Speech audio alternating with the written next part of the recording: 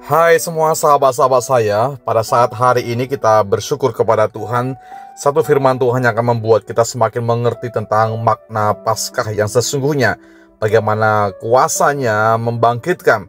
Kita percaya bahwa makna Paskah bagi kita orang percaya itu sangat penting, saudaraku. Dan begitu sangat mendalam perlu kita maknai bahwa sesungguhnya Paskah memperingati bagaimana kebangkitan Yesus Kristus dari kematian, dan pastinya pada hari yang ketiga dari semua proses penyalibannya. Saya katakan ini adalah iman yang besar yang kita perlu miliki, karena menunjukkan bagaimana sesungguhnya kemenangan Yesus atas segala dosa, atas segala maut, dan kemenangannya pun menjadi bagian setiap saya dan saudara. Satu firman Tuhan dari Matius pasal 28 ayat yang kelima, begini bunyi firman Tuhan. Akan tetapi malaikat itu berkata kepada perempuan-perempuan itu, "Jangan takut, sebab aku tahu kamu mencari Yesus yang disalibkan itu.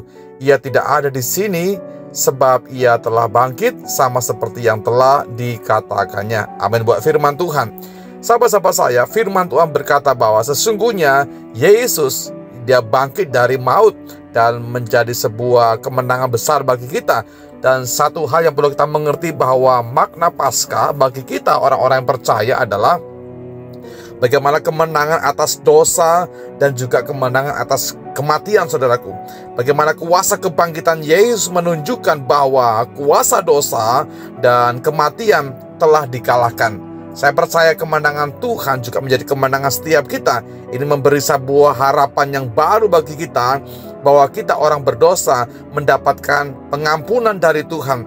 Kita orang percaya akan mengalami kebangkitan dalam kehidupan yang kekal. Tentu ini kebangkitan yang akan mengubahkan kehidupan kita. Kabar sukacita yang perlu kita maknai sebagai satu kabar baik buat kita. Sesungguhnya kita mendapatkan kuasa kebangkitan atas dosa, saudaraku. Dan juga kita bisa mengerti makna Paskah adalah bagaimana penggenapan janji Tuhan yang besar. Bagaimana Paskah memberikan bahwa setiap kita, apa yang dinubuatkan oleh firman Tuhan itu menjadi nyata. Bagaimana perjanjian Allah tentang Mesias telah digenapi melalui kematian dan juga kebangkitan Yesus Kristus. Dengan demikian kita punya dasar iman yang kuat. Tanpa kebangkitan, iman Kristen tidak memiliki makna apapun juga. Dan ini menjadi kabar baik buat kita. Sesungguhnya kalau kita mengerti dasar iman kita yang kuat adalah kita dibangkitkan, kita mengalami kuasa kebangkitan. Artinya kita tidak tenggelam di dalam kematian, kita tidak tenggelam di dalam dosa, tapi kebangkitannya menunjukkan iman kita yang besar. Ada harapan yang baru bahwa sesungguhnya kuasanya itu membawa harapan, membawa kehidupan bagi umat yang percaya kepadanya. Ya, itu sebabnya mari di momen Paskah ini kita bisa memperbarui iman kita.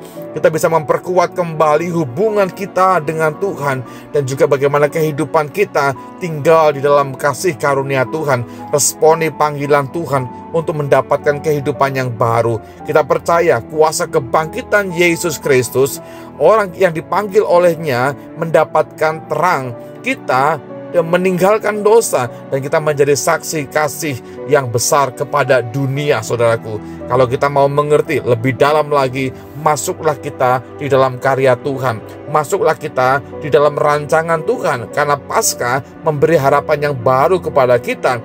Sesungguhnya Dia sudah mengalahkan maut.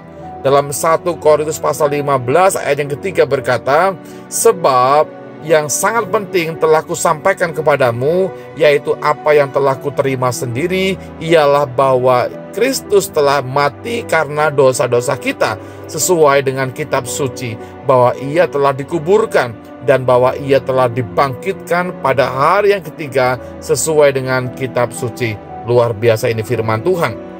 Dan hari ini atau saat ini kita bisa memperingati kuasa kebangkitan itu, dan kita mengalahkan maut dan peroleh kehidupan yang baru di dalam Tuhan. Ada harapan buat kita hari-hari ke depan, saudaraku. Mari sama-sama kita berdoa.